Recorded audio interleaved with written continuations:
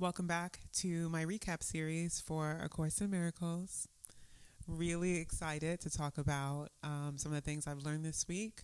But I want to first say that starting this week, I'm going to be splitting these videos up and introducing a new format because I think the context of each lesson is important on its own. And so I'm going to be splitting these up into standalone videos. You're going to see this video, and then you're probably going to see 2 or 3 others that are covering the lessons that had the most impact on me. So that's the goal.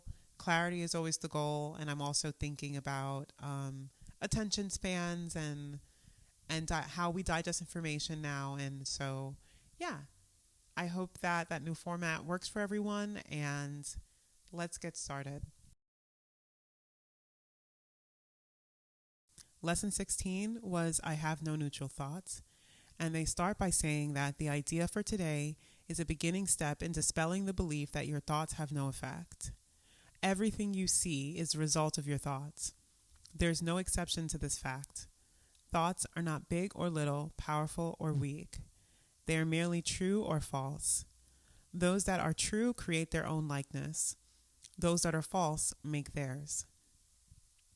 And they recommended in the chapter to do the exercise, the mantra, which is I have no neutral thoughts, on anything that makes you feel uneasy or anxious. And so verbatim, the exercise they gave us was, this thought about blank is not a neutral thought because I have no neutral thoughts. So what I wrote down was, this exercise was another step toward me learning to separate my thoughts from my spirit self, to begin to look at them more objectively versus personally.